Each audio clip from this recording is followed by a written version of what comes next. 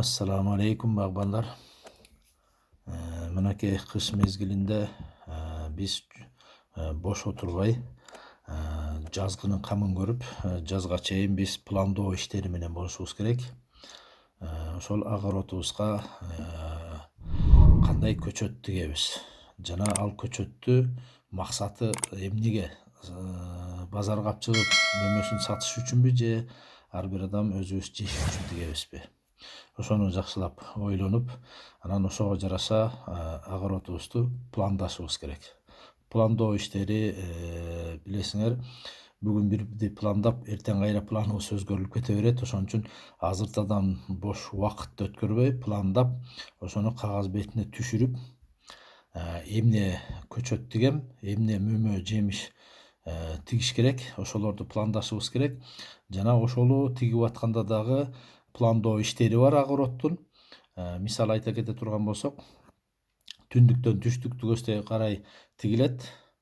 Ошондо түндүк жака огороддун түндүк бетине бийик өскөн бактарактар тигилиш керек. Ал эми түштүк тарабына жапыс өскөн бактарактар тигилиш керек. Себеп дегенде күндүн нуру бардыгына бирдей тегиз тийгендей болуш керек. Антпесеңер бийик өсө турган бактарды түштүк тарапка тигип койсоңор, түндүк тарапта жапыс өскөн бактарга тиги көлөккө түшүп калат да күн жакшы тийбей калат. Бизге мөмө жемиштерибизге ошол күндүн тийүүсү маанилүү. Ошол күндүн тийүүсү менен алар жана фотосинтез деп коет, жалбырак. Ошол жалбырак аркылуу фотосинтездерди алып, булар өздөрүнүн мөмө жемишине таасирдүү нерселер болот. Биз огородду пландаганда түндүктөн түштүктү баштай карай ошо бийик өсө турган бактарды түндүккө, жапыс өсө турган бактарды түштүккө тигишибиз керек. Ошолорду тигүүдө азыртадан ойлонуп, азыртадан ошолорду пландап алышыбыз керек.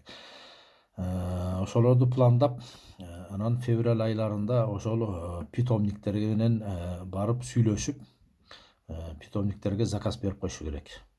Питомник демекчи, питомниктерди дагы тандашыбыз керек. Жакшы өзүнүн көчөттөрүнө кепилдик берген жана вирусный башка оорулардан таза көчөттөрдү алганга карап, ошолорду аракет кылышыбыз керек. Өзүбүздүн жерибиздеги эле питомниктер болобу же болбосо башка чет мамлекеттен алып келген көчөттөр менен алектенген питомниктер болобу, кимиси болсо дагы өзүнүн көчөттөрүнө ошол кепилдик берген питомниктер менен гана иштеш керек. Ал эми базарда сатып аткан көчөттөрдө алардыкы ар дайым туура чыкпайт.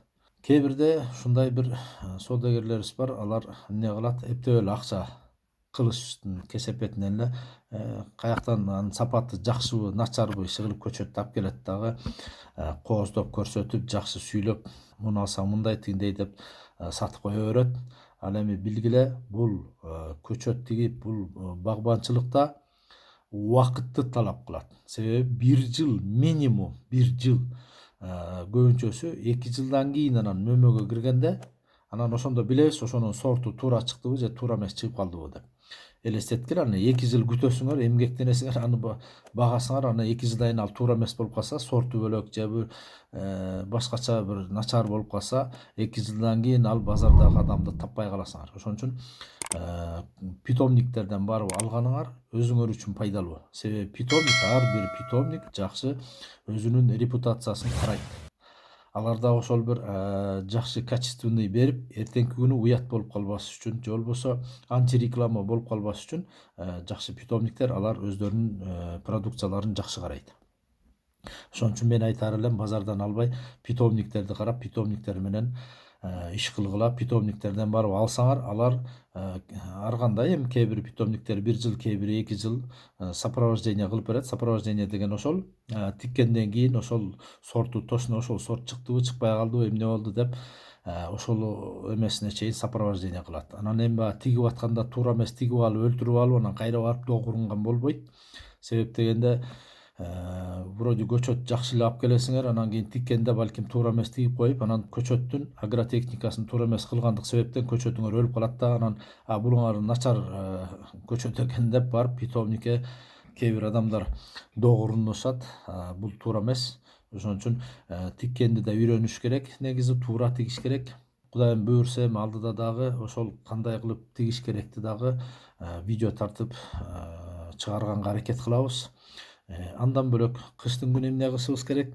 Кыштын күнү мына бүт бактарактардын баары уйкуга кетти, уктап атышат. Ошол моментте биз алма, башка эмелерди обрезка кылышыбыз керек. Көбүнчөсүн эми алма, алмурттарды обрезка кылып баштайбыз. Уйкуга киргенден баштап обрезка кылсак боло берет. Бирок эң жакшысы бул сууктун кайтып калган учурларында, февраль айларында биз бактарактарды бутап, аларды обрезка кылып, ошол убакытта кылган нерсе жакшыраак, конечно. Бирок азыр деле кылсаңар эчтеке болбойт. Өтө катуу суук деле булар уктап атканда баягы ичинде суусу жок, сокодвижение деп коет орусча айтканда. Ошол сокодвижение жок. Азыр кыркып бутасаңар эчтеке болбойт. Кыш мезгилинде эмне кылышыбыз керек? Биз эмнени тигебиз, эмне үчүн тигебиз жана кандай тигебиз? Ушул суроолордо болушубуз керек. Пландоо иштери менен аракет болушубуз керек. Себеп дегенде башында айткандай, пландарыбыз ар дайым өзгөрүлүп турат.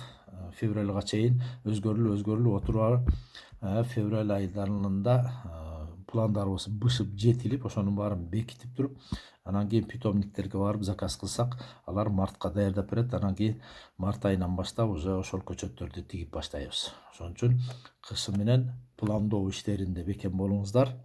Көчөттөрдү тандаганда ошол питомниктер менен, питомниктерди да азыртадан издегиле.